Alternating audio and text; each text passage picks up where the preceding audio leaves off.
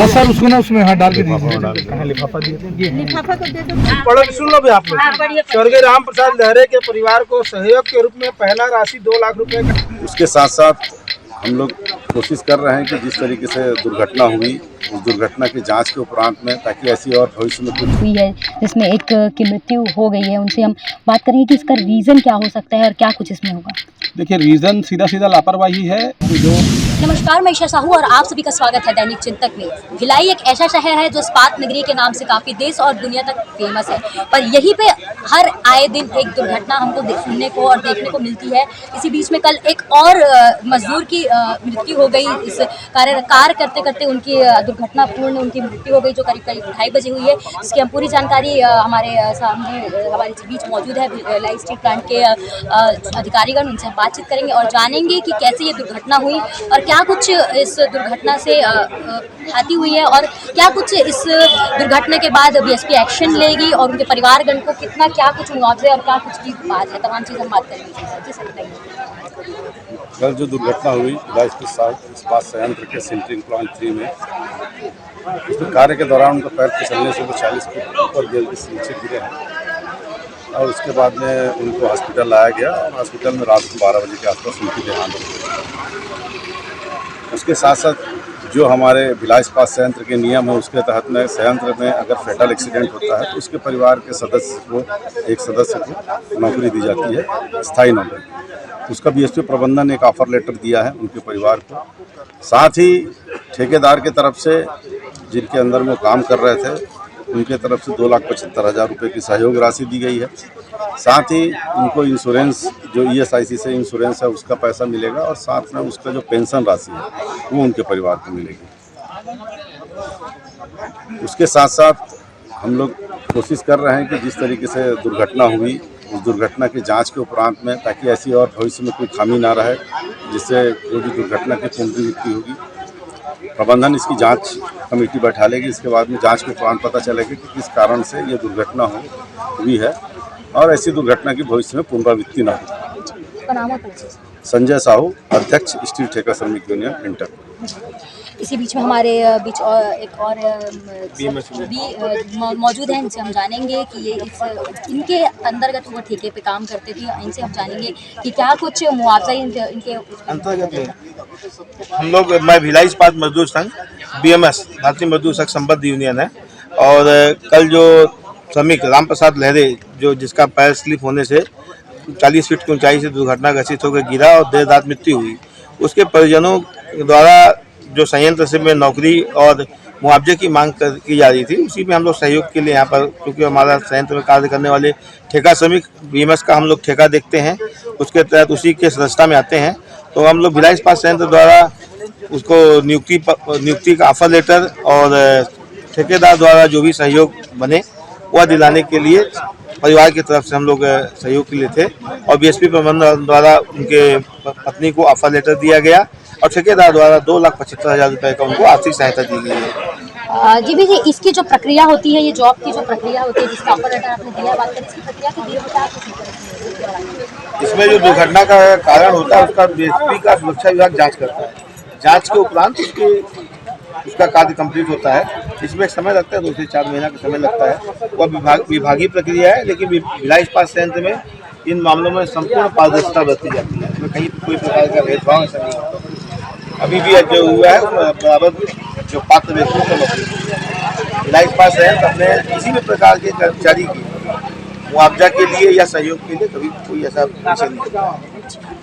जैसे कि हमने तमाम अधिकारियों से बात किया और उनसे बात की और जाना कि क्या कुछ इस दुर्घटना के दौरान हुआ था और क्या कुछ इस दुर्घटना को रोकने के लिए वो आगे कार्य करेगी, टीम गठित करेगी। और ये जो लगातार ये जो बीएसपी प्लांट के अंदर हमको मजदूरों की काम करते करते जो मृत्यु हो जाती है, उसके बारे में वो पूरी जायज़ा लेगी और इस प्रकार में पूरी जाँच करके इस चीज़ों को रोकथाम करने की और भी सेफ्टी चीज़ जो प्रोसीजर होता है उसकी वो चीज़ प्रक्रिया में लाएगी। और साथ ही जो परिवार है उनको मुआवजा दिया गया है और एक अनुकंपा नौकरी भी दी गई है, जिसकी प्रोसेस के बाद में उन्हें जॉब दे दी जाएगी। दे बेटा। हाँ सर, उसको ना उसमें हाथ डाल के दीजिए। लिफाफा दिए। लिफाफा को दे दो। ये खाली आओ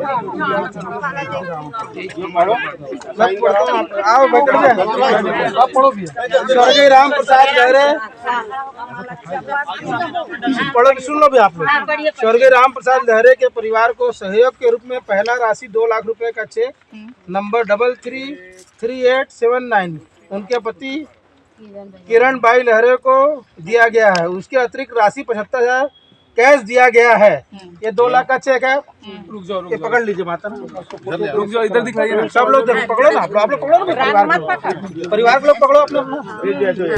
हमारे बीच मौजूद हैं पार्षद पीयूष मिश्रा जी, इनसे हम बात करेंगे और इनसे भी जानेंगे कि क्या ये घटना घटित हुई है जिसमें एक की मृत्यु हो गई है, उनसे हम बात करेंगे कि इसका रीज़न क्या हो सकता है और क्या कुछ इसमें होगा। देखिए, रीज़न सीधा लापरवाही है कि जो भिलाई इस्पात संयंत्र में कार्यरत ठेका श्रमिक या परमानेंट एम्प्लॉई हैं, वो जहां वर्क कर रहे हैं वहां पर उनके सेफ्टी इक्विपमेंट पूरे हैं कि नहीं, वहां सुरक्षा के पर्याप्त इंतजाम किए गए हैं कि नहीं, इसी से डिपेंड करता है कि अगर ये बार बार घटनाएं हो रही हैं, किसी व्यक्ति की मृत्यु हो रही है ऊंचाई से गिरने पर, मतलब यह है कि वहां पर सुरक्षा के पर्याप्त इंतजाम नहीं किए गए हैं। और अगर ऐसा नहीं है तो उस जो डिपार्टमेंट है, उस डिपार्टमेंट के जो जिम्मेदार अधिकारी हैं, जो इंचार्ज हैं, वो इसके लिए जिम्मेदार हैं, साथ साथ जो ठेकेदार है वो जिम्मेदार हैं। तो इनके खिलाफ तो कार्रवाई होनी चाहिए। किसी परिवार का कोई व्यक्ति अगर ख़त्म हो गया है तो ये उस परिवार के लिए जीवन भर के लिए बहुत बड़ी तकलीफ का कारण हो गया है। और उसके यहाँ छोटे छोटे बच्चे हैं, उनका जीवन भर का भरण पोषण, क्योंकि अकेले ये कमाने वाला व्यक्ति था। तो ऐसी लापरवाही के कारण अगर किसी परिवार का दीपक बुझ जाता है तो ये बिल्कुल विचारणीय विषय है, बिल्कुल चिंता का विषय है। और इस बात का ध्यान रखना चाहिए कि भिलाई इस्पात संयंत्र के समस्त अधिकारी जो हैं वो लोग अपने अपने डिपार्टमेंट में सुरक्षा के पर्याप्त इंतजाम हो, इसके लिए वो लोग सजग रहें और उसके लिए प्रयास करें। और अगर ऐसा नहीं होता है तो पुलिस को जिम्मेदार अधिकारियों के खिलाफ भी अपराध पंजीबद्ध करना चाहिए।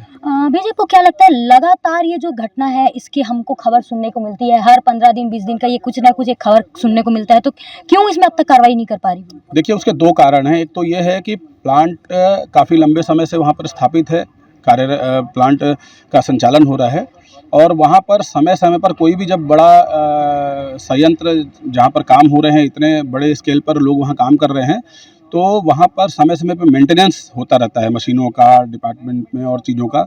वो मेंटेनेंस सही समय पर नहीं कराया जाता, उसको खींच करके लंबा खींचा जाता है कि और कितना उसको खींचा जा सके। तो ये दुर्घटना का कारण है। दूसरा ये कि सुरक्षा के पर्याप्त इंतजाम नहीं है। ये 2 ही कारण हैं जिसके कारण वहाँ पर दुर्घटनाएँ बार बार हो रही हैं और ऐसी घटना हमारे सामने आ रही है। हमने बात किया पीयूष मिश्रा जी से और जाना कि जो ये घटना का मेन कारण हो सकता है वो है कि इतने लंबे समय से ये जो अपनी जो भिलाई स्टील प्लांट है, ये जो स्थापित है, उसके जो अभिकरण है, जो ये प्लांट है, उसमें मेंटेनेंस का एक जो रीज़न है ये बहुत बड़ा हो सकता है। और ये है कहीं ना कहीं जिसकी वजह से हर कुछ दिनों में हमें ये खबर सुनने को मिलती है कि एक मजदूर उनकी मृत्यु हो गई है या आज कोई मजदूर आग में झुलस गया है। हर एक दिन में ये खबर हमको सुनने को मिलती है। यहीं पे मौजूद हैं हम अभी सेक्टर 9 हॉस्पिटल के मरचूरी के सामने हैं, यहीं पे मौजूद हैं। वहाँ पे जो बीएसपी प्लांट है वहाँ पे कार्यरत कार्य करने वाले मजदूर जो यहाँ पे रात दिन अपना एक करके मेहनत कमाई करके अपनी जान जोखिम में रख के काम करते हैं। उनसे हम बात करेंगे, उनसे जानेंगे कि सेफ्टी कितनी है, क्या है और क्यों उस पर काम नहीं किया जा रहा है।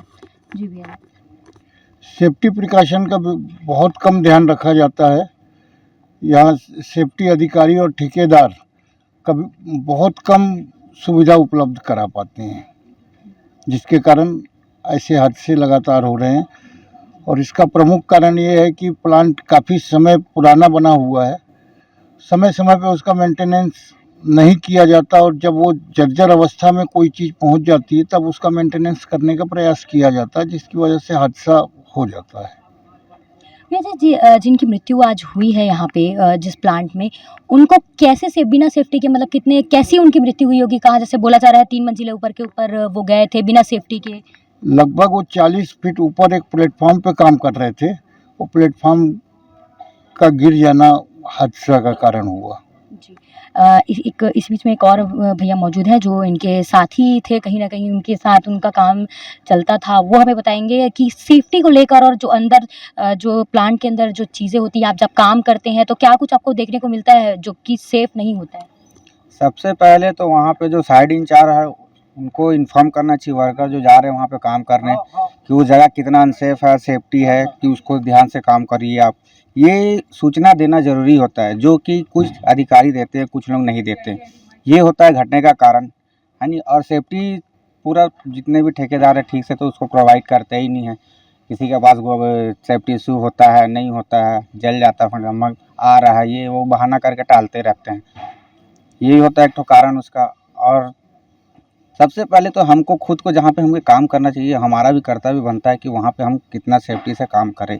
वो हमारा भी कुछ कर्तव्य है कि उस जगह को हम अच्छे से पहले जांच ले, परख ले, उसके बाद ही उसको काम करें।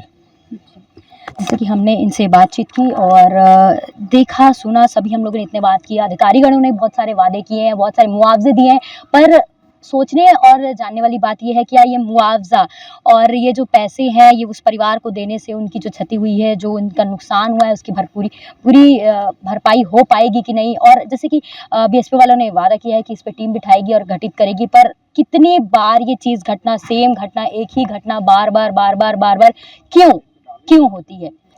भिलाई के अन्य खबरों के लिए बने रहिए दैनिक चिंतक के साथ में। मैं ईशा साहू, धन्यवाद। आप देख रहे हैं दैनिक चिंतक। आगे की अपडेट के लिए बने रहें हमारे साथ। हमारे चैनल को लाइक, सब्सक्राइब और शेयर करना ना भूलें।